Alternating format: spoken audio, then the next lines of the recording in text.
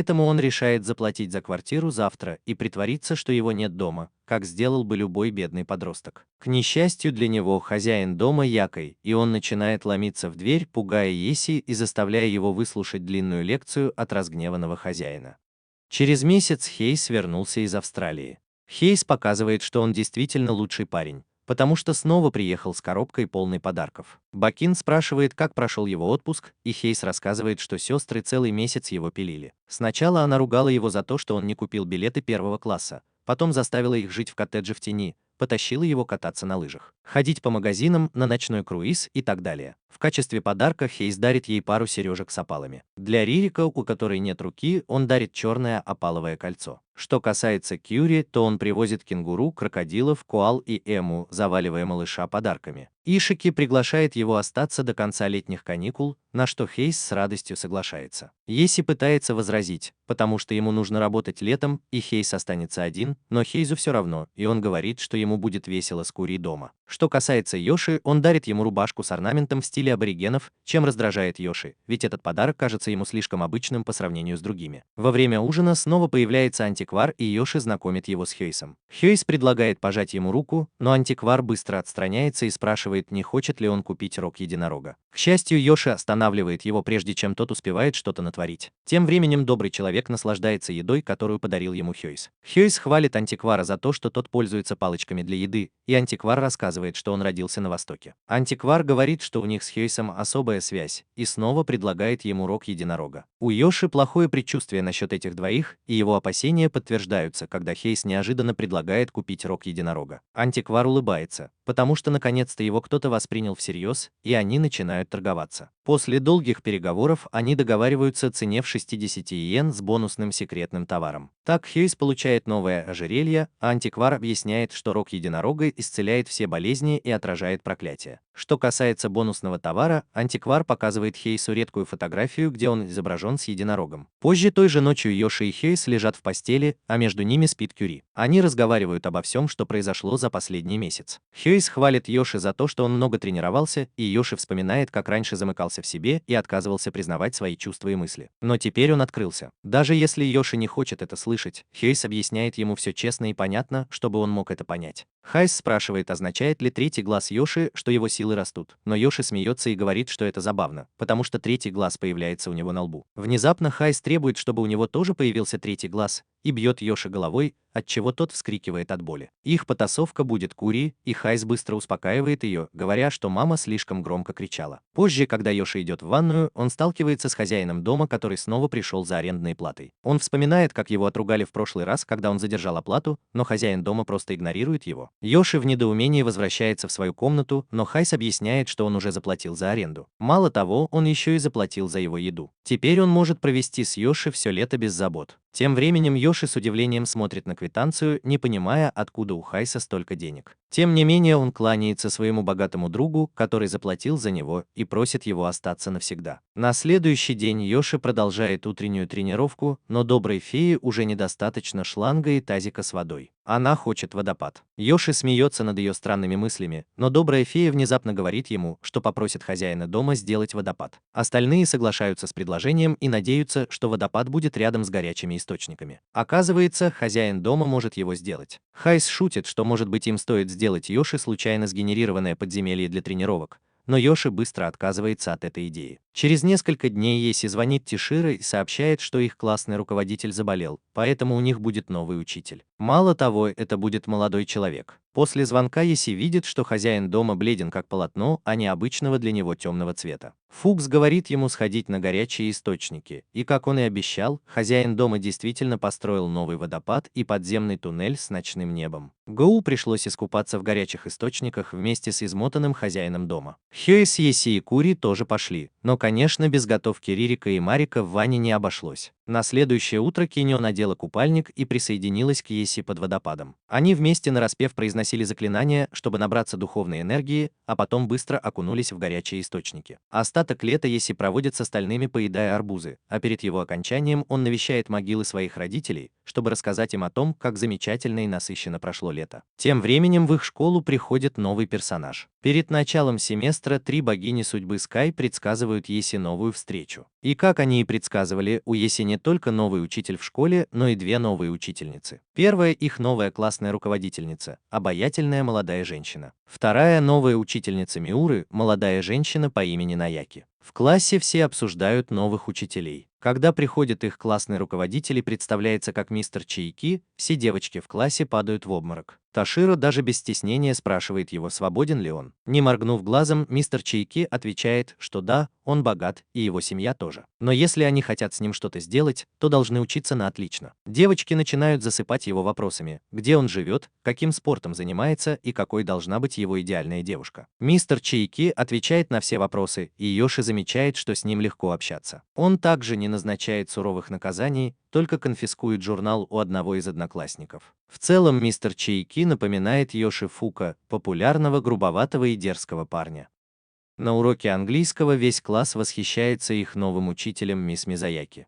В отличие от мистера Чайки, она кажется очень строгой и правильной. Во время обеда девочки обсуждают, стоит ли им обратиться к мистеру Чайки за советом по поводу своих проблем. Йоши спрашивает, почему бы им не пойти к мисс Мизаяки, которая тоже кажется милой, но Таширо отвечает, что неловко будет говорить с ней о чем-то странном. Йоши соглашается с ними, потому что вокруг мисс Мизаяки словно витает аура спокойствия. После уроков Фул рад, что предсказание Норна сбылось, и Йоши действительно познакомился с новыми людьми. Мало того, аура мисс Мизаяки казалась особенно чистой. Йоши удивился, услышав это, ведь Фул всегда жалуется, что человеческие ауры испорчены. Фул объясняет, что человеческие ауры всегда колеблются, искажаясь под влиянием различных желаний и эмоций. Но у тех, кто прошел духовное обучение, например, у Рю, нет таких колебаний. Это аура человека, который каждый день сосредотачивается на своем ремесле. Йоши спрашивает, значит ли это, что мисс Мизаяки хороший человек, но Фул уточняет, что это значит, что мисс Мизаяки целеустремленная личность. На следующий день Таширо и Йоши встречают в коридоре мистера Чайки, который спрашивает Йоши, все ли с ним в порядке. Он осматривает плечи и руки Йоши, спрашивая, не нужно ли ему зайти к нему домой, так как он знает, что Йоши живет один. Как учитель, он не может оставить без внимания хорошего ученика. Он осматривает уши Йоши и даже его воротник, что очень удивляет Йоши, и тот уверяет его, что с ним все в порядке. Когда мистер Чайки уходит, Таширо начинает ревновать Йоши,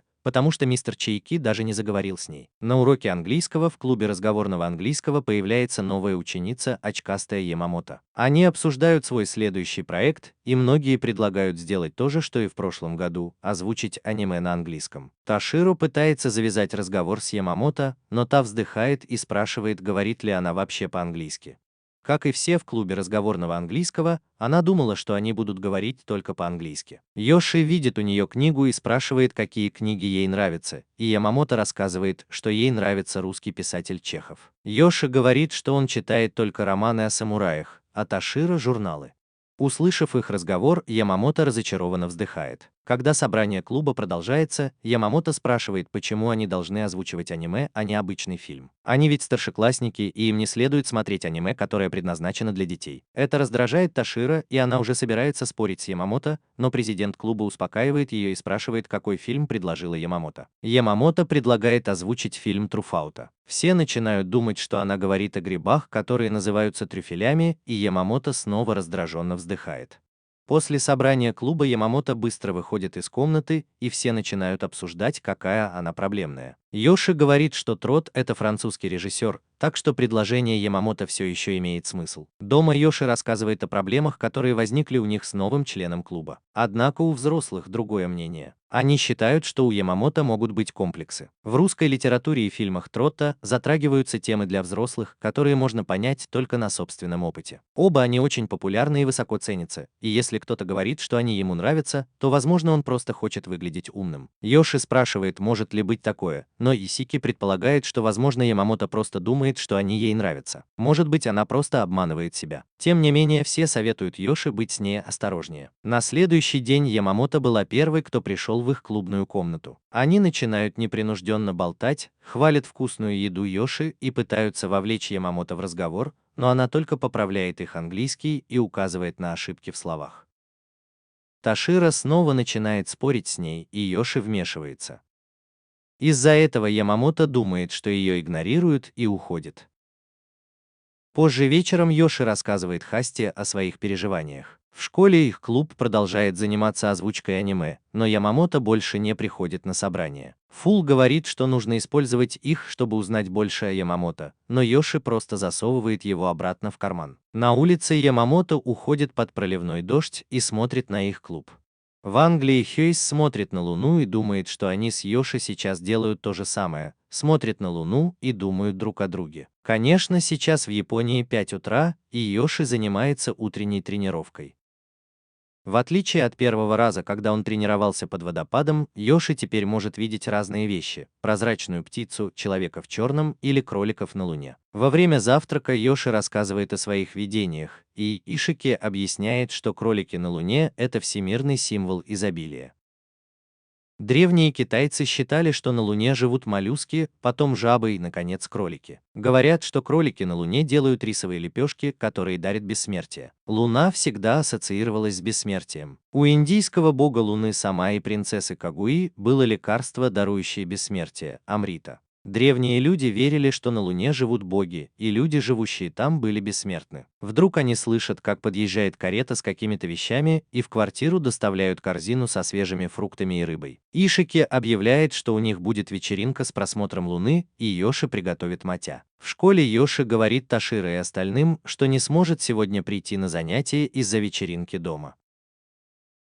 Ямамото подслушивает их и раздраженно стискивает зубы. Мисс Аяки видит это и хочет помочь. Дома в квартире Еси и его друзья наслаждаются вкусной едой со свежей рыбой и рисом. Акин объявляет, что они пойдут смотреть на Луну у водопада. Она пригласила пациентов из больницы Цукоки, где работает. Это больница для якой, которые пострадали физически или духовно. Обычные люди туда не ходят, а если и приходят, то это бездомные или пожилые люди без родственников. 100% таких людей умирают в больнице Цукоки. Пекин объясняет, что они не против, потому что там работают только спиритуалисты или вообще не люди. Поэтому они могут помочь любому пациенту. Они могут заботиться о них, не уставая. Пожилые люди, которые потеряли статус родных или дом, приходят в больницу Цукоки в ожидании смерти. Там о них хотя бы заботятся, и они уходят с улыбкой на лице. Некоторые из них понимают, что это не обычная больница, но по сравнению с их тяжелой жизнью, здесь им все равно намного лучше. Там есть большое дерево с кошками и собаками, и все просто наслаждаются жизнью вместе. Когда рис матча готов, Еси начинает его толочь.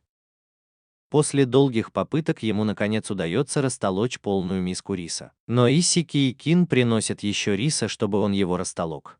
Наступает ночь, и Еси устал от этой работы. Пури набивает рот едой, и Еси мгновенно заряжается энергией от вкусного матча. Якой начинают превращать рис, который он растолок, в рисовые лепешки матча. Они также готовят тушеное мясо. Фуухана внезапно появляется из кустов, уставший от своих путешествий по миру, и просит у Исики еды. Но Ишики отталкивает его отвратительный запах и советует Еши помыться. Еши вспоминает, как Фуухэ смущенно купал его, когда он упал во время тренировки, и понимает, что это его шанс отомстить. Поэтому он с радостью соглашается. Но вместо того, чтобы смутиться, Фуухэ с распростертыми объятиями принимает его. После купания в горячих источниках Еши видит, что рядом с водопадом накрывают столы. Вскоре подъезжают фургоны, и из них выходят разные якои с повязками на руках. Пожилых людей в инвалидных колясках тоже подвозят к столам. Одна из якой знакомит Еши со своим хозяином, доктором Фудзиюки. Когда начинается праздник, все радостно едят и пьют под лунным светом. Еши тоже рад этому событию, потому что Луна всегда была тесно связана с магией. Он просит Еши искупаться в лунном свете, потому что это тоже усиливает духовную силу, а значит и силу его фамильяра. Разговоры его фамильяров внезапно заставляют Еши кое-что понять. Он мог бы поручить мускулистому и всемогущему джинну приготовить моти вместо того, чтобы делать это самому. Пожилым людям особенно нравится красивая природа и теплая еда. Еши спрашивает Якой, все ли это ее родители, но та объясняет, что некоторые пациенты не смогли приехать, поэтому у них отдельная вечеринка во дворе больницы. Один из коллег Якой радостно пьет саке, и Еши задается вопросом, не экстрасенс ли он тоже. К его удивлению, мужчина оказался оборотнем. У него по всему телу растет шерсть, и он превращается в волка. Позже Еши смотрит на Луну и замечает, что пожилая женщина сидит в инвалидной коляске одна. Он уже собирался подойти к ней, но Кури опередил его и подошел к женщине. Увидев Кури, старушка не смогла сдержать слез, вспомнив свое прошлое. Она нежно погладила Кури по голове, и тот попросил ее взять его на руки. Увидев их вместе, Йоши вспомнил свою семью, которая смотрела на Луну. Несмотря на тяжелую жизнь, пожилая женщина была рада, что ей удалось насладиться ее последними днями. Она пожала Йоши руку и поблагодарила его и остальных ребят. Затем она с улыбкой растворилась в ярком золотом свете, который превратился в Луну. Один за другим остальные старики поблагодарили их и исчезли в ярком белом свете, переходя в следующую жизнь. На следующее утро они увидели, как Кури лепит рисовые шарики из грязи. Они посмеялись над его выходками, и Марика присоединилась к нему. Когда пришел Фуки, они начали кидаться друг в друга грязью. К сожалению, из-за этого Йоши пришлось бежать, чтобы не опоздать в школу. Ворота уже собирались закрыть, но Чайки-сенсей остановила их и впустила опоздавших, предупредив, что в следующий раз они должны вставать пораньше. На уроке английского Аяки-сенсей продолжала удивлять всех своими знаниями английского. Наблюдая за этими двумя учителями, Йоши заметил, что Чайки и Аяки – противоположности. Чайки нравятся бунтарским ученикам, а Аяки – прилежным девушкам. После уроков Йоши снова увидел Ямамото в коридоре и уже собирался заговорить с ней, но его позвала Аяки-сенсей. Аяки упоминает, что родители Йоши умерли, и хвалит его за то, что он все еще хорошо учится, несмотря на это. Она уверена, что его родители гордились бы им. Затем она говорит Йоши, что он всегда может поговорить с ней, если ему нужна помощь. К удивлению Йоши, сочувствие Аяки его злит. Во время обеда Таширо тоже жалуется на то, как Аяки-сенсей с ней разговаривала. Она разговаривала с Чайки-сенсей, когда внезапно подошла Аяки и отругала ее за то, что она назвала Чайки по имени. Затем она попросила Чайки не позволять девочкам прикасаться к нему неподобающим образом. Другие девочки подумали, что Чайки сделала это, потому что беспокоилась о них, но Таширо разозлилась, хотя и не понимала почему. Йоши предполагает, что возможно это потому, что Аяки ведет себя так, будто понимает их. Например, Таширо называет Йоши по имени, но к другим людям обращается с уважением. Может быть, Аяки-сенсей этого не знала, поэтому и дала такой совет. Аяки видит только часть их, но ведет себя так, будто видит все. Йоши понимает, что с ним произошло то же самое. Без родителей жизнь действительно тяжела. Но это не значит, что его жизнь разрушена. Не поговорив с ним и ничего не увидев, Аяки решила, что у него все плохо, исходя из своих ценностей. Затем появляется Аяки и дает Йоши словарь английского языка для их класса. Йоши пытается вернуть его, но Аяки говорит, что у него, наверное, нет денег на покупку, поэтому пусть просто возьмет. Она также говорит другим ученикам, что не выделяет Йоши, потому что все знают о его ситуации. Аяки собирается уходить, но Йоши больше не может этого выносить и говорит ей, что он не особенный и не чувствует себя инвалидом. Но Аяки улыбается и соглашается, подбадривая его. Вернувшись домой, Йоши пугает остальных Яки своими тирадами об Аяки.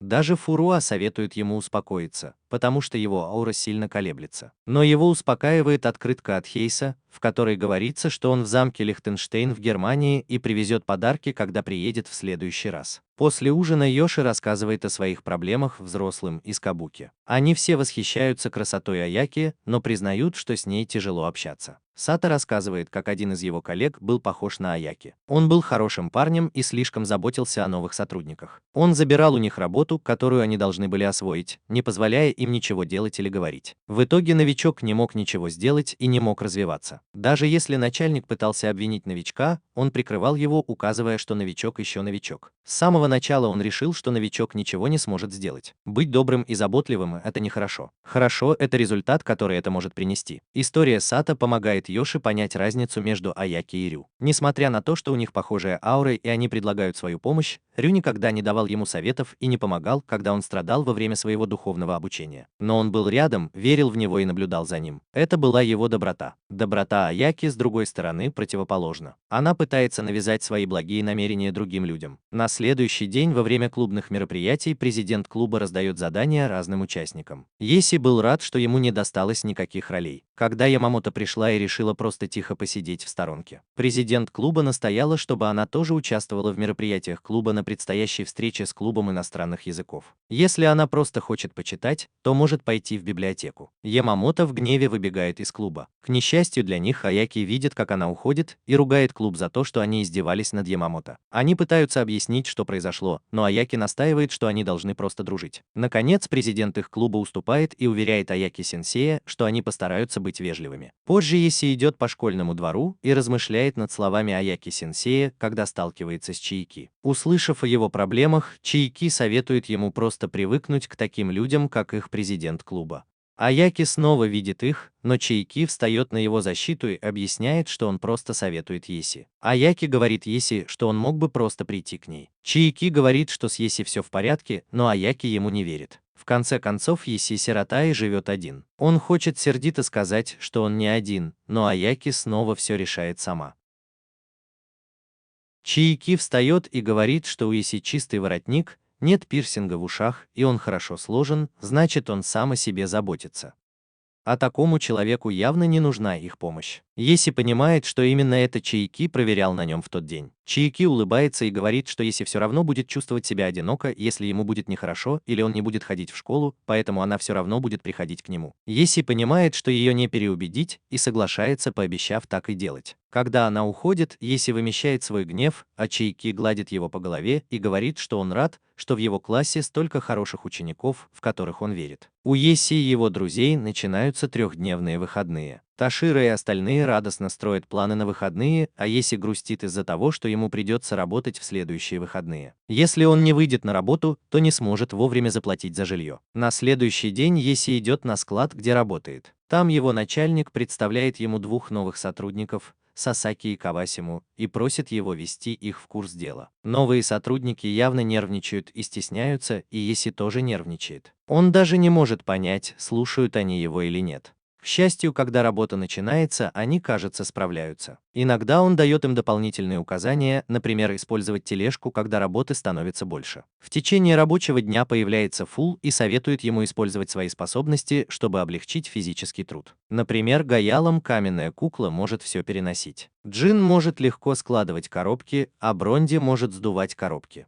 Но Еси понимает, что это плохо кончится, поэтому просто кладет Фула и волшебную книгу в свой шкафчик. Во время обеда Еси хотел поближе познакомиться с двумя новичками, но они предпочли поесть в одиночестве, напомнив Еси Ямамото, который тоже любит работать один. Когда привезли дневную партию посылок, рабочие вернулись к работе. Их начальник дал Еси и новичкам по стаканчику холодного кофе, и они поблагодарили его. Выпив кофе, новички улыбнулись и похвалили напиток, удивив Еси тем, что они начали разговаривать друг с другом. Дома Еси снова рассказывает о своем опыте остальным, и Сато говорит ему, что новички, вероятно, научатся общаться с помощью жестов. В наше время молодежь окружена информацией, но это значит, что они не развивают важный навык – умение получать информацию. Раньше информацию не давали просто так, а только в награду за проявленный интерес и действия. Благодаря этим усилиям информация становится чем-то, что учит тебя. Новички, вероятно, были рады получить кофе в награду за свои старания, а их благодарность была проявлена с помощью жестов. Той ночью Еси размышлял над мудрыми словами Сато, когда увидел, что Фуру плачет в углу. Он вспомнил, что забыл про них в шкафчике, и быстро извинился. На следующий день Еси вернулся на работу и поздоровался с Сасаки и Кавасимой. На этот раз они поздоровались с ним в ответ.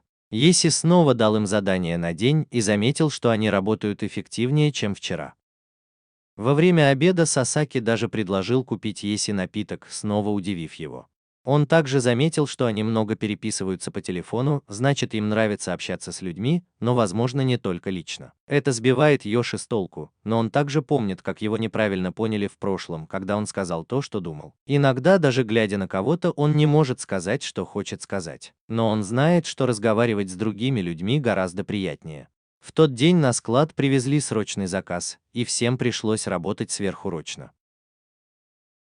Тем не менее, Йоши заметил, что Сасаки и Кавасима наслаждались работой. К сожалению, на следующее утро неожиданно пришел менеджер и сообщил им плохие новости. Пакет с надписью «Не переворачивать» был доставлен вверх дном, и содержимое было испорчено. Когда они узнали, куда его доставили, оказалось, что он предназначался Сасаки и Кавасиме, новым сотрудникам, работающим неполный день. Но они растерялись и спросили, что значит «не переворачивать». Менеджер уже собирался отругать их, но тут начальник Йоши извинился перед менеджером за то, что не объяснил им, как читать предупреждающие надписи. Йоши тоже опустил голову и признался, что это он должен был учить новичков. Сасаки и Кавасима тоже извинились, потому что это была их вина. На этом менеджер спокойно сказал, что это всего лишь один пакет, и они должны просто следить, чтобы такого больше не случалось. Он объяснил им, что означают предупреждающие надписи, и они вернулись к работе. Позже Сасаки и Кавасима спросили у Йоши, должны ли они заплатить за испорченный товар, но Йоши заверил их, что нет. Он понял, что Сасаки и Кавасима, наверное, не знают, почему их начальник извинился, и рассказал им историю. Когда он был маленьким, один из его одноклассников разбил окно во время уборки. Когда пришел учитель, извиняться начал староста класса, поэтому учитель не рассердился. Конечно, это была отчасти его вина,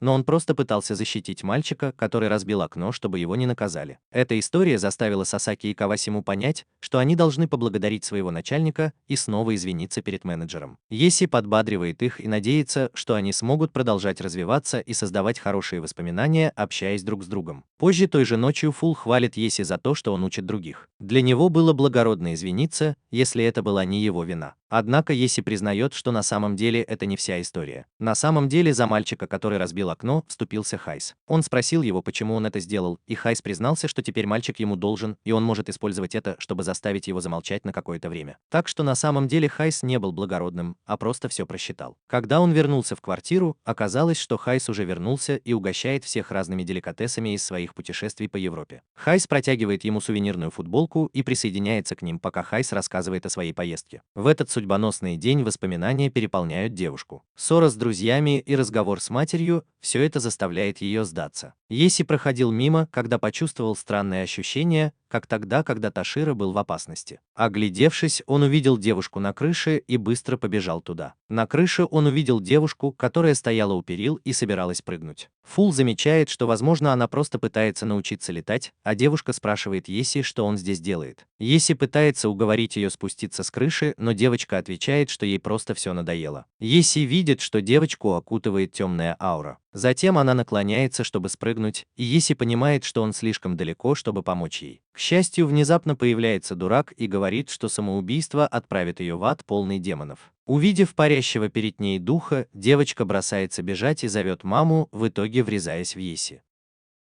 Позже Еси рассказывает им обо всем, что произошло, и остальные благодарят дурака за его своевременное вмешательство. Еси также говорит, что девочка учится в 6 классе. Добрый дух сообщает Еси, что звонили из полиции. Оказывается, девочка пошла в полицию и рассказала им о Еси, чтобы поблагодарить его. Они были рады узнать, что с ней все в порядке, но Ишики предупреждает Еси, что когда кто-то, кто пытался покончить с собой, остается в живых, он начинает во всем полагаться на того, кто его спас. Еси направляется в полицейский участок, и, как и предсказывал Ишики, девочка горячо благодарит его и представляется как Юми. Юми объясняет, что у нее появились новые друзья, но они пытались заставить ее воровать в магазинах. Она больше не могла этого делать, и когда ее мама узнала об этом, они поссорились. Юми не знала, что делать, и пошла на крышу. Услышав историю Юми, Еси понимает, что она, вероятно, просто неуравновешенная. Ее тело выросло, и она думает, что может делать разные вещи, но ее разум все еще детский. Йоши успокаивает девушку и уверяет, что ее чувства не безразличны окружающим. Просто ее родители строгие, потому что любят ее. С этого момента Юми начинает повсюду следовать за Йоши, когда он идет домой из школы или на работу. Исики смеется над Йоши, потому что его предсказание сбылось. Теперь Юми действительно от него зависит. Однажды Юми снова пытается увязаться за Йоши, и он решает, что на этот раз возьмет ее с собой. Он просит ее одеться понормальнее и быть как можно вежливее. Затем он приводит ее в клуб английского языка, где общаются иностранцы. Йоши знакомит Юми с Таширо, который с удовольствием ест на мероприятии, и с Джорджем, президентом клуба иностранцев. Пока Юми общается с другими гостями, президенту клуба звонят и сообщают, что один из членов клуба не сможет прийти. К сожалению, он должен был озвучивать главного героя в аниме, которое они дублируют. Поэтому он просит Йоши озвучить героя вместо него. Йоши хотел отказаться, но, увидев Юми, согласился.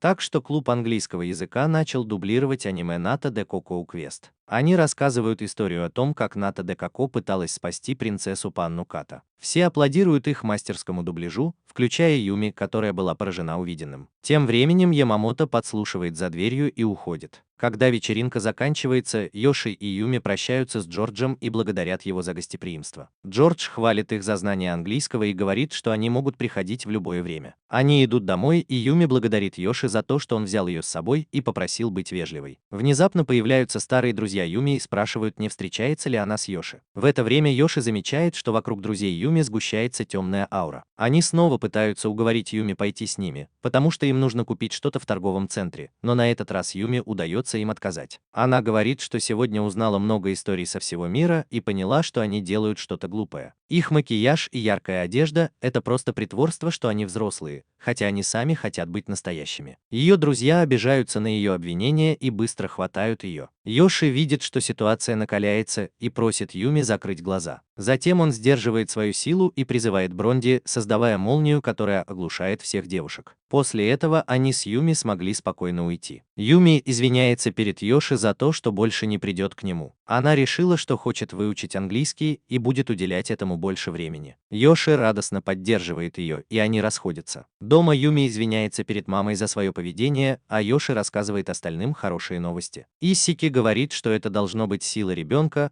сразу погрузиться в новый мир, который его интересует. Йоши рад, что все закончилось, и с удовольствием ужинает. В этом эпизоде учитель Чайки объявляет, что пришло время классу решить, что они будут делать на предстоящей культурной ярмарке. Затем он вызывает старосту класса, чтобы тот руководил, а сам идет в конец класса и ложится спать. Весь класс в недоумении, что их учитель спит прямо на уроке, но их классный руководитель привлекает их внимание и говорит, что им нужно подготовиться к культурной ярмарке. Пока его одноклассники оживленно обсуждают, что делать, Йоши смотрит на Чайки и думает, не устал ли тот, ведь он тоже отвечает за консультации. Тиширо шепчет ему, что сейчас проблем стало гораздо меньше.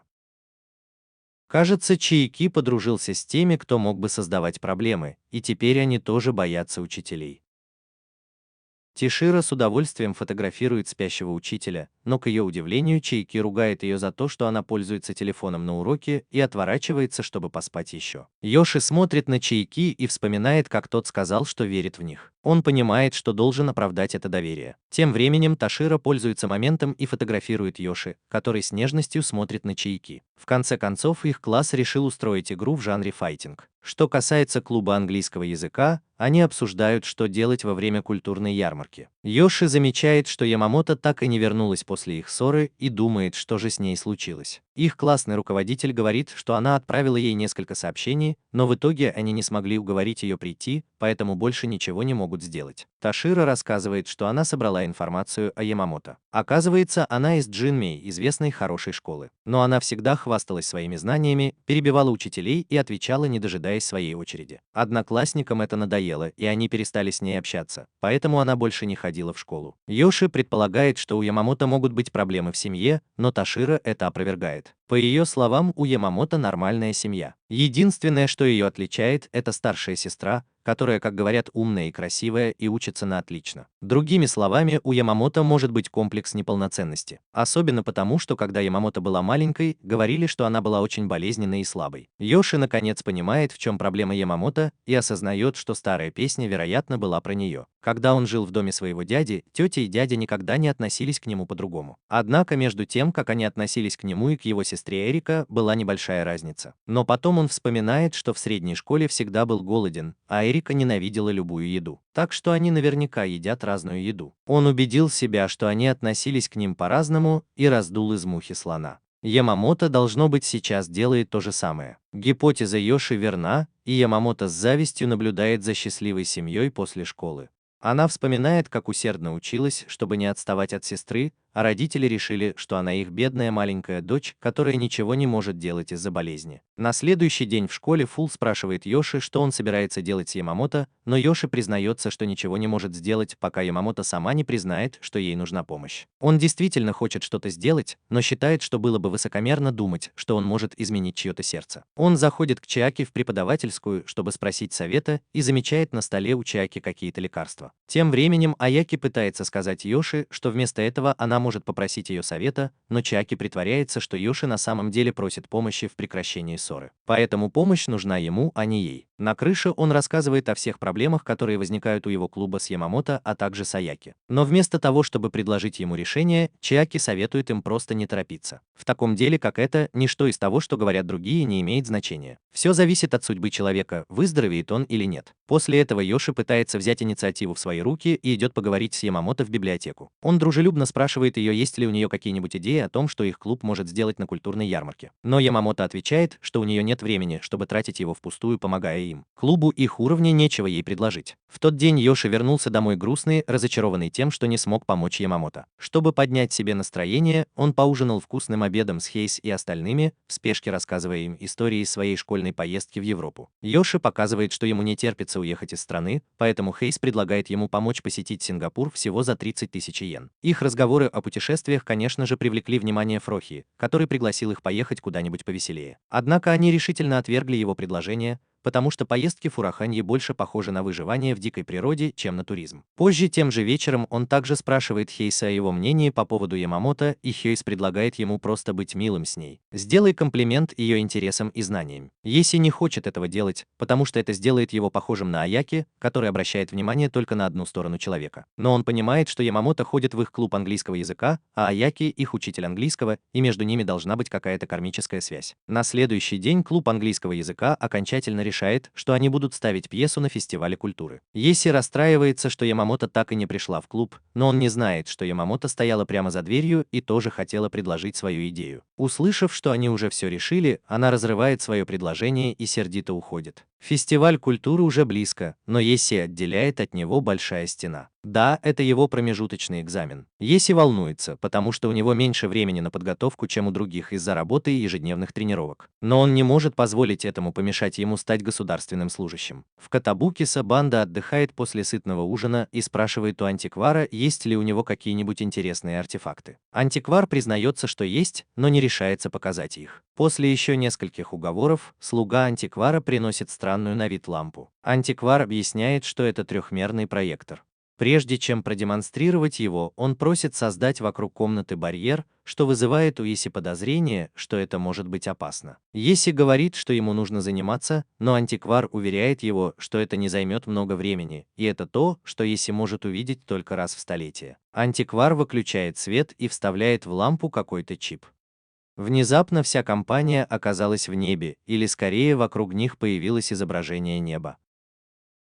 Йоши спрашивает, как работает лампа, а Сато отвечает, что они больше не на Земле. Затем над ними пролетает огромное существо, похожее на динозавра, и все удивляются. Потом они оказываются в пустыне, где посреди нее сверкает огромная серебряная конструкция. Внезапно конструкция приходит в движение, и оказывается, что это огромная рыба, которая живет в пустыне. Но их радостное путешествие прерывается, когда с неба спускается темное облако, и перед ними появляется человек. Он хвалит их барьер и легко его разрушает. Пури начинает плакать, а Йоши достает маленький ариозайканский меч, чтобы защититься, но Глупыш останавливает его. Глупыш говорит, что даже миллиард Йоши не сможет победить этого человека. Йоши не слушает его и призывает молнию, но она не действует на человека. Тем временем перед ними появляется антикварий и обращается к человеку. Он просит его остановиться, иначе ему придется снять повязку с глаза. Человек улыбается и спрашивает антиквария, не угрожает ли он ему. Затем он называет антиквария еретиком из дальних земель, что удивляет Йоши. Но антикварий настаивает, что он просто обычный антиквар. Человек высвобождает свою духовную энергию, и над компанией проносится сильный порыв ветра. Антикварий посылает одного из своих подчиненных напасть на человека, но тот просто отбрасывает его. Не имея выбора, антикварий улыбается и прощается с ними, прежде чем снять повязку с глаза. Но это был просто обманный маневр, чтобы выиграть время,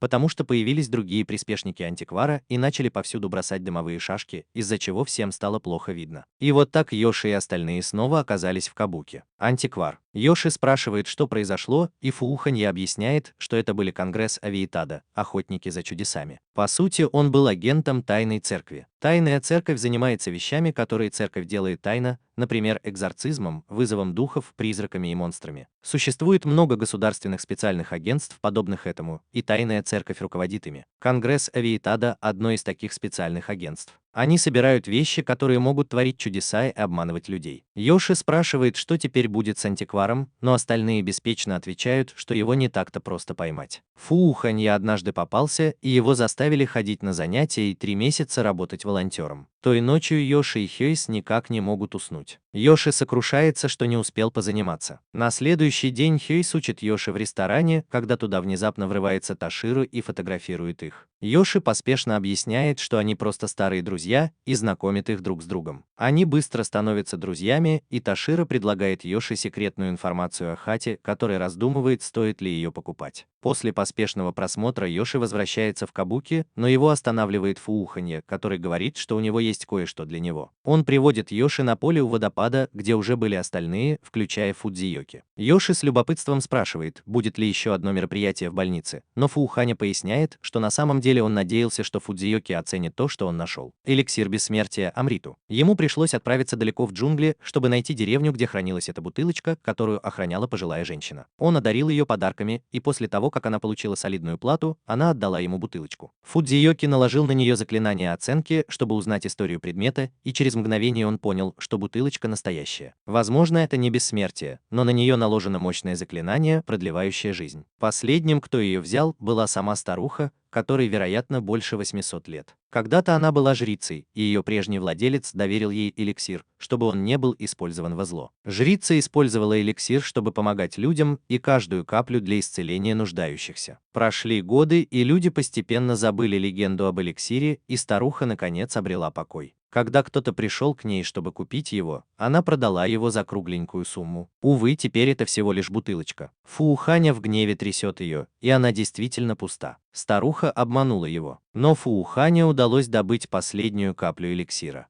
Они все окунули в нее пальцы, разделили между собой и попробовали. Фудзиёки подсчитал, что они проживут примерно на 7 месяцев дольше. Позже Фууханя отдал Йоши пустую бутылочку, и тот вернулся в свою комнату, чтобы заняться учебой. Когда наступило утро, Йоши спал за столом, а его тетрадь была пуста. Похоже, он так и не начал заниматься. Было утро перед экзаменами Йоши, и из-за волнения он потерял аппетит.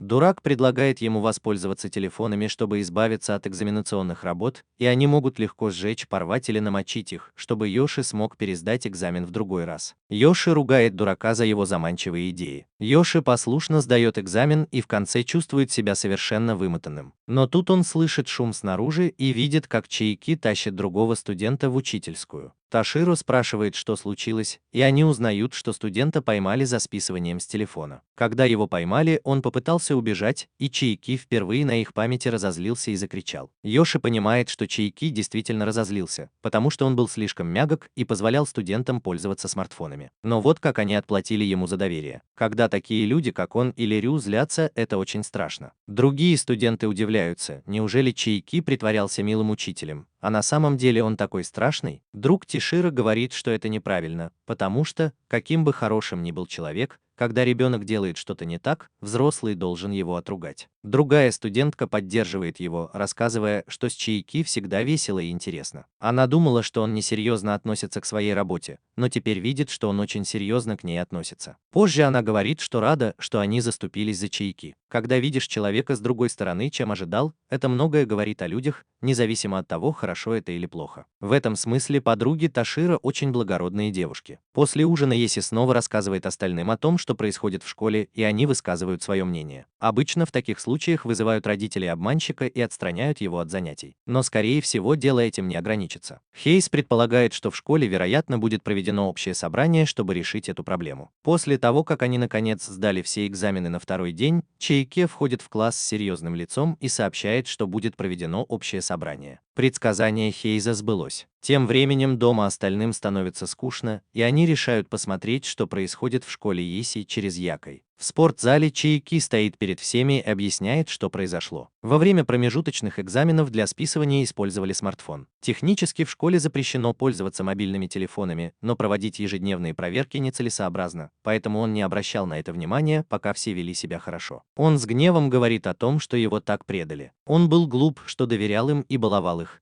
и с этого момента будет очень строго относиться к телефонам. Никто не может проносить телефоны, и если он их найдет, то раздавит. Чтобы показать свою решимость, он раздавил телефон. Ученики думают, что Чияки заходит слишком далеко, и их мысли озвучивает Аяки, которая начинает говорить. Она просит Чияки подумать о чувствах учеников и проявить больше внимания. Ученики начинают подбадривать ее и кричать, что это не они списывали. Они начинают бросать вещи в Чияки Бухима. Чияки сердито отчитывает Аяки за то, что она его перебила, и говорит, чтобы она занималась своими делами, чем еще больше злит своих фанатов. Они требуют, чтобы он извинился перед ней. Еси понимает, что если так будет продолжаться, то все закончится скандалом. Он должен что-то сделать. В его кармане появляется дурак и напоминает ему, что в таких случаях можно использовать петиты. Еси приходит в голову идея, и он приказывает дураку опрокинуть микрофон рядом с Чияки. Шум, который из-за этого поднялся, заставил всех замолчать, и президент студенческого совета взяла микрофон. Она попросила всех сесть и сказала Чияки и Аяки-сенсею, чтобы они успокоились и не поддавались эмоциям. Затем она извинилась перед Чияки за то, что предала доверие учителя, и согласилась, что если смартфоны будут полностью запрещены, то они не смогут жаловаться. Однако они пообещали вести себя хорошо, если им дадут еще один шанс. Студенты поддержали президента и зааплодировали ей.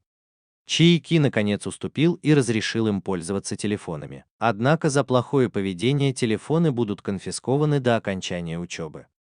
Студенты тут же начали жаловаться, и президент Камия попыталась договориться о конфискации на 3 дня. Даже студенты умоляли Чияки сократить срок конфискации. После долгих переговоров обе стороны согласились на конфискацию сроком на 1 месяц, и студенты обрадовались. Тем временем парень наблюдает за происходящим из Кабуки и видит, как Чияки добился сотрудничества студентов. Он начал с требовательного предложения, чтобы добиться того, чего хотел. Он специально разбил телефон, чтобы показать, какой он строгий, а потом ввел жесткие правила, чтобы студенты думали, что все плохо. Потом он постепенно смягчился, и все решили, что так даже лучше. Йоши тоже понял это благодаря объяснению дурака. Конечно, не все пошло по плану, но благодаря вмешательству Йоши все закончилось хорошо. После общего собрания студенты выходят из спортзала, и Йоши слышит, что некоторые все еще думают, что Чияки контролирует их силой и авторитетом. Но он понимает, что заставить всех мирно принять происходящее – это слишком идеалистично. Тем временем другая группа девушек, поклонниц Аяки, обижена на Чияки-сенсея.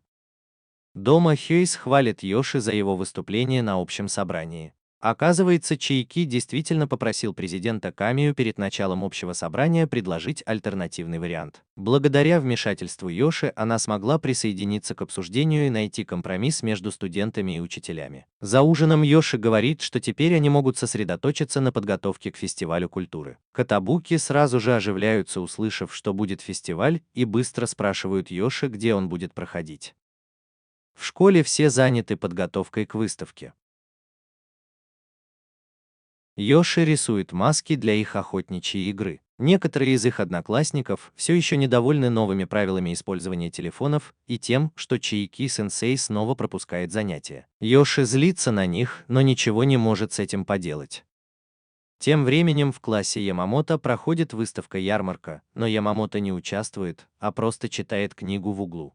Аяки замечает это и с беспокойством смотрит на нее. Позже президент Ками говорит с Еси и Таширо, чтобы обсудить растущее недовольство учеников по отношению к Чияки-сенсею. Она объясняет, что после скандала с мошенничеством преподаватели решили запретить использование мобильных телефонов. Однако Чияки-сенсей был единственным, кто выступил против этого, и он предложил провести студенческое собрание. Ради учеников он решил стать для них плохим парнем. Чтобы отблагодарить его, президент Ками хочет что-то сделать для него и просит Таширо собрать информацию о Чияки. Когда Еси возвращается в квартиру Якой, он с удивлением видит, что жильцы примеряют школьную форму, которую принес антиквар.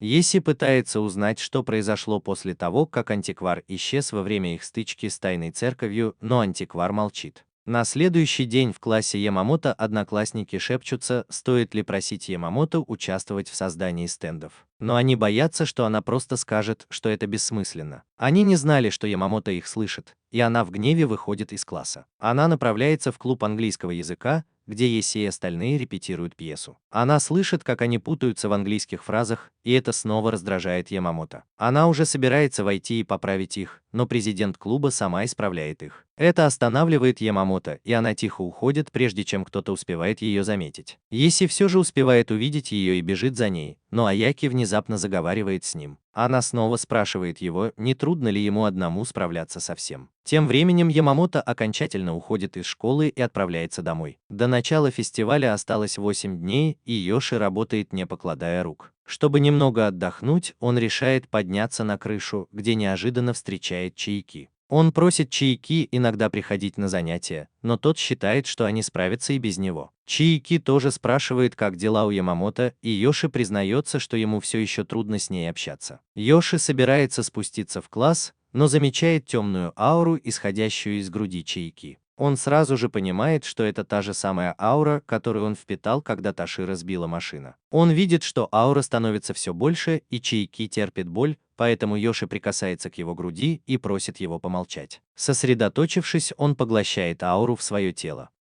Чайки удивлен, что ему стало лучше, но Йоши объясняет, что просто сделал ему массаж. Он спрашивает Чайки, нет ли у него какой-нибудь болезни, и тот признается, что у него анемия. По дороге домой Йоши думает, не слишком ли сильно Чайки нагружает себя из-за всего, что происходит в школе. Тем временем Фул хвалит Йоши за помощь другому человеку. Йоши рад, что смог применить свои навыки, но Фул замечает, что он, вероятно, не смог бы помочь никому другому. Похоже, у них с Чайки очень совместимые тела. Однако Йоши вдруг видит ауру, исходящую из его собственной руки, и теряет сознание. Когда он очнулся, то снова оказался в Кабуки под присмотром Акина. Айн предупреждает его, что нужно быть осторожным, когда он впитывает чужие раны, потому что сам Йоши может потерять сознание или даже умереть. После того, как Йоши получает хороший нагоняй, Айн улыбается и приглашает его на ужин. После ужина он рассказывает им о состоянии Чайки, и Исики сокрушается, что с анемией ничего нельзя поделать, кроме как принимать лекарства. Если она станет слишком сильной, то может даже вызвать кому. Мозг не получает достаточно крови, из-за чего отключается, а за ним и сердце. По этой же причине люди теряют сознание, когда им не хватает кислорода в мозгу. Антиквар внезапно врывается с новым секретным лекарством, но когда его просят попробовать его на себе, он быстро уходит так же внезапно, как и появился. Йоши решает, что он должен просто радоваться, что смог спасти Чайки. Тем временем Ямамото сердито что-то пишет дома. Наступил день культурной ярмарки, и Йоши замечает, что остальные яки как-то странно взволнованы. Родители Ямамото предупреждают ее, что она может снова заболеть, если переусердствует на ярмарке, и Ямамото раздраженно стискивает зубы. В школе Йоши озвучивает их пьесу для клуба английского языка, а Тиширо и президент клуба играют сестер-соперниц, которые в конце мирятся.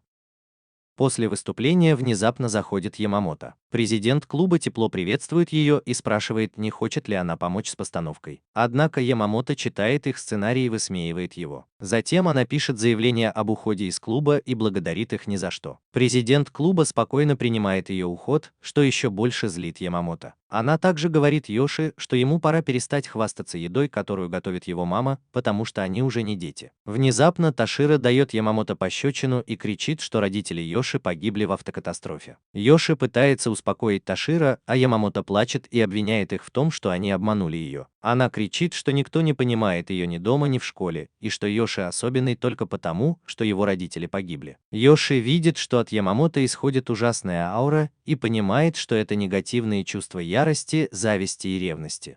Йоши пытается поговорить с ней, но Ямамото отталкивает его и, плача, сворачивается на полу. В этот момент появляется Аяки и нежно подходит к Ямамото. Она соглашается с Ямамото, что та не сделала ничего плохого, и извиняется за то, что обидела ее. Ямамото медленно, но верно обнимает ее, и аура вокруг Ямамото исчезает. Аяки-сенсей продолжает успокаивать плачущую Ямамото и просит всех в клубе английского языка просто дружить друг с другом. К сожалению, президент клуба говорит, что они не могут просто взять и подружиться, как в детском саду.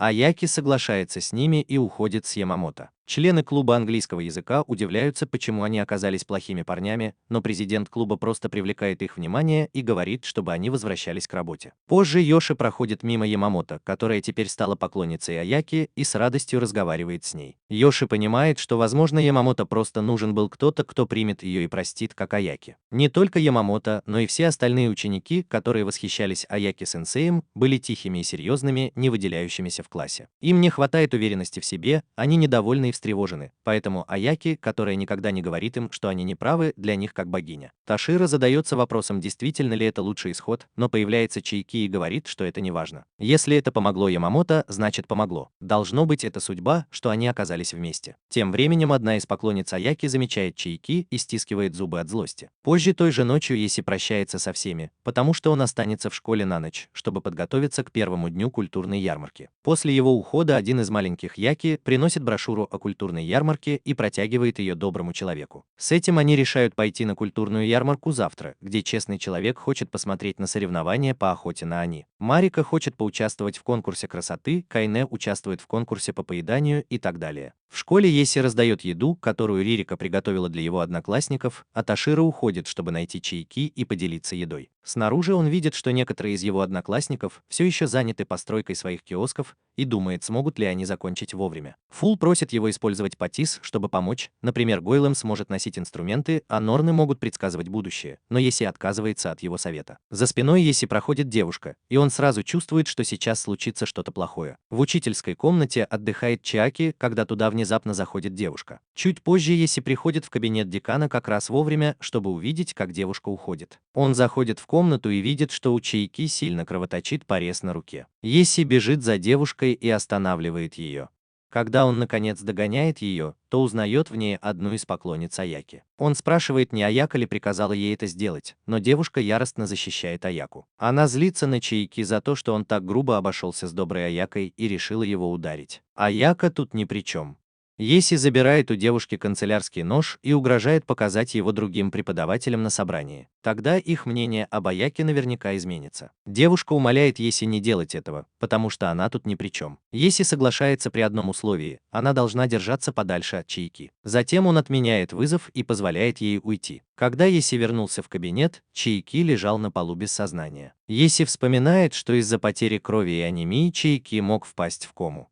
Между тем темная аура снова окутывает Чайки. Еси собирается поглотить ее, но сомневается, что справится с таким большим количеством повреждений. К счастью, воспоминание о спешке успокаивает его, и он призывает Джина. Затем он приказывает Джину принести из его комнаты пузырек с лекарством. Когда появляется пузырек, в нем, к счастью, еще есть одна капля, и Еси дает ее Чайки. На груди Чайки медленно расцветает белый свет, который прогоняет темную ауру и полностью исцеляет его от ран. Чайки медленно приходит в себя, но, похоже, не может вспомнить, что произошло. Йоши быстро придумывает оправдание, что Чайки потерял сознание от потери крови из-за носового кровотечения. Йоши достает бутылку с амритой, когда чувствует, что там еще осталась капля. Он берет ее в руку и требует, чтобы Чайки ее слезал. Настойчивость Йоши убеждает Чайки, и тот слизывает каплю с его руки. Йоши понимает, что мог бы просто дать Чайки эту каплю. Тем временем Таширо снова их застает и делает снимок, прежде чем убежать. В это время Фуруханя снова приходит в Кабуки-са, на этот раз совершенно измученный жаждой, и просит воды. Пури дает ему воды и поливает его из лейки. Позже он наконец получает стакан воды, но к его удивлению в квартире никого нет. Тогда Кири показывает ему афишу фестиваля культуры Йоши, сообщая, где все находятся. Тем временем в школе вовсю идет фестиваль культуры. Таширо ходит с подозрительной ухмылкой, и Йоши гадает, что они с президентом Камия задумали. Он был потрясен, услышав голоса кинов в школе, и похоже, что все они действительно приходили к нему в школу. Йоши знакомит своих одноклассников с добрым Исики и Хасте, а другие жители Кабуки-са ходят по школе. Несколько человек в художественной студии внимательно рассматривают картины учеников. Марика ходит по коридорам, а хозяин Якой фотографируется с детьми, которые думают, что он школьный талисман. Орика помогает случайным ученикам готовить их блюда, а Сата просто наслаждается едой. Тем временем Исики уходит в литературный клуб, а Кентаро участвует в конкурсе по поеданию еды, оставив Хасту и Йоши бродить по торговым рядам. Они видят, как Фууки сходит с ума, рисуя и улучшая чужие работы, и проходят мимо литературного клуба, где Исики окружили его фанаты. А тем временем Акин уничтожает всех своих соперников в конкурсе по поеданию еды. Они также проходят мимо антиквара, который открыл свой собственный киоск, чтобы продавать артефакты, и он предлагает им кристалл, который, по его словам, является молнией богов. В спортзале проходит конкурс красоты, и Марика выступает среди участниц. К сожалению, никто ее не видит. Они соглашаются сыграть в игру по охоте на демонов, но несколько школьниц принимают их за студентов в костюмах и толкают на сцену, где дети используют их в качестве мишеней. Затем наступает время спектакля в клубе английского языка, и все с нетерпением ждут выступления Йоши. К сожалению, Йоши отвечал за звуковые эффекты и освещение, поэтому он так и не вышел на сцену. Тем временем нескольким хулиганам наскучил фестиваль, и они злятся, что ничего интересного не происходит. Они подслушивают, как президент Камеи Чаки планирует следующий этап культурного фестиваля в спортзале и решают немного пошалить. Когда все собираются в спортзале на следующее мероприятие, внезапно отключается электричество. Йоши и остальные идут проверить, в чем дело, и похоже, что кто-то испортил проводку в здании. Еси видит, как расстроились президент Ками и Таширо, ведь все их планы рухнули, и он думает, что же он может сделать, чтобы помочь. В этот момент в зал входят другие катабуки, чтобы узнать, в чем дело, и предлагают свою помощь. Через несколько минут в спортзале снова появляется электричество, и на сцене перед микрофоном внезапно появляется чат. Оказывается, это был Чияки-сенсей, который решил устроить представление всей своей жизни. За кулисами актуарий использовал кристалл, чтобы провести электричество через сломанную проводку, а остальные катабуки были группой Чияки-сенсея. Еси использовал миниатюрный кристалл, чтобы устроить фейерверк и подсветку в зале, а также конфетти, которые сыпались на выступление Чияки. После энергичной песни Чияки внезапно меняет темп и начинает петь для зрителей нежную песню. Еси даже добавил немного дождя над Чияки, чтобы он сверкал в свете прожекторов. Тем временем другие хулиганы снова пытаются испортить электричество, но, к несчастью для них, на этот раз их охраняют Фууханя, Исики и сам Хейс. После выступления Чияки он снова завоевал всеобщее восхищение, как и планировал президент Камия. Президент хотел поблагодарить друзей Еси, но они уже исчезли, словно призраки. В конце фестиваля все с радостью покидают мероприятие как раз к приезду Фуухани. Тем временем Чияки-сенсей снова окружен учениками, как и раньше. Позже Еси спрашивает Чияки, как все это произошло, и оказывается, что Таширо нашел фотографию, на которой он выступает еще в школе. После этого президент встала на колени и умоляла Чияки выступить на культурном фестивале, так что у него не было возможности отказаться. Чияки говорит, что в его старой школе тоже было нелегко, потому что все признавались ему в любви после его выступлений. Хуже всего то, что он ходил в школу для мальчиков. Йоши заметил еще одно изменение в школе после фестиваля. Аяки-сенсей начала их игнорировать. Похоже, она решила игнорировать тех, кого не может контролировать. Чияки говорит, что в этом нет ничего плохого. По крайней мере, они видят человеческую сторону Аяки-сенсей. Так закончился второй семестр Йоши, когда он познакомился с двумя учителями, Чияки и Аяки. Год подходит к концу, и в Японии наступает Рождество. Для Йоши это означает, что пора зарабатывать деньги. Сасаки и Кавасима все еще работают с Йоши, теперь они помогают новым сотрудникам. Йоши не может отрицать, что двое его бывших учеников уже выросли. Позже Йоши доставляет посылку и чуть не сталкивается с девушкой в костюме Санты. К его удивлению, это была Юми. Джордж тоже его приветствует, и оказывается, что их обоих пригласили на вечеринку, где они должны были быть Сантами. Когда они уходят, Йоши рад видеть, что Юми теперь хорошо ладит с Джорджем и его друзьями. Доставив посылку, Йоши замечает в переулке знакомого. Это был Таканака с коробками. Он уже собирался подойти к нему, когда внезапно появился босс Таканаки и протянул ему банку холодного кофе. Не желая мешать Нака, Йоши уходит, оставляя Таканаку выбирать свою судьбу. Следующей, кого он встречает, оказывается Эрика. Эрика говорит ему, что она просто ходит по магазинам перед Рождеством и спрашивает, почему Йоши не придет к ним на Рождество и Новый год. Йоши объясняет, что он просто занят на работе и приедет летом. Эрика выглядит раздраженной и уходит, еще больше сбивая Йоши с толку. В канун Нового года в Катабукиса Йоши снова готовит. На этот раз Хейс готовит рис, а Йоши занимается мясом. Затем они ужинают в горшочке, и тут в комнату врываются новогодние демоны и спрашивают, кто из них непослушный.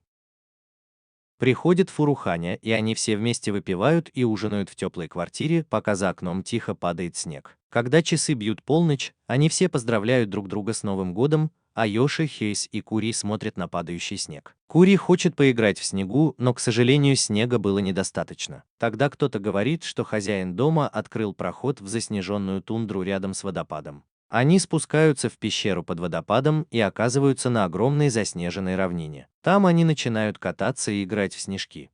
Вдалеке они замечают, что пейзаж усеян бесконечным количеством снежных хижин. Фул объясняет, что это, возможно, снежные хижины времени. Легенды гласят, что если войти в одну из них, то можно увидеть прошлое и будущее. Это мгновенно привлекает их внимание, и они заходят в одну из них. В мгновение ока они перенеслись куда-то и увидели, как Йоши впервые попал в Кабуки. Похоже, они действительно перенеслись в прошлое. Хари, к сожалению, сталкивается со своим прошлым «я», и все будущее рушится. Оказывается, когда кто-то из прошлого понимает, что он из будущего, его отправляют обратно в тундру. Хари бежит к другой снежной хижине, и когда они заходят внутрь, их переносят в прошлое, прямо к Оде Нобунаге, великому объединителю Древней Японии. Оди жалуется, что к нему постоянно приходят путешественники во времени, и их сразу же отправляют обратно в тундру. Йоши решает, что теперь им нужно проверить будущее, потому что он хочет узнать, сбудется ли его мечта о работе в правительстве. Они заходят в снежную хижину, и их мгновенно переносят в Лас-Вегас. Йоши задается вопросом, что его будущее «я» делает в Лас-Вегасе, но потом они видят, что Йоши теперь путешествует вместе с Фуухой. Фууха замечает их и пытается занять у них денег, из-за чего они возвращаются в тундру. Затем Хейс хочет увидеть свое будущее. Когда они заходят в снежную хижину, они оказываются в высотном здании, где секретарь сообщает Хейзу о всех его запланированных на сегодня встречах. Удивительно, но голос секретаря кажется Йоши странно знакомым, и через несколько секунд он понимает, что это Ташира. Йоши громко жалуется, что мечта Хейза, похоже, сбывается, а его нет. Его громкий голос также предупреждает их будущих «я» об их присутствии, и они возвращаются в тундру. На этот раз Йоши заходит в другую снежную хижину, решив увидеть свое идеальное будущее. Но в этом будущем есть Йоши, известный писатель, которого пытается убить его преданный фанат, как и в случае с Ишики. Будущее исчезает, и, как ни странно, Йоши и остальные оказываются перед апартаментами Якой. Дурак объясняет, что это, вероятно, не будущее, а параллельный мир. Затем дом резко распахивает свои челюсти и засасывает их внутрь, заставляя провалиться в пространственный разлом. Дурак объясняет, что они попали в поток времени, и если это продолжится, они никогда не смогут вернуться в свой мир. Йоши не мог допустить, чтобы это случилось с Хейсом и Кьюри,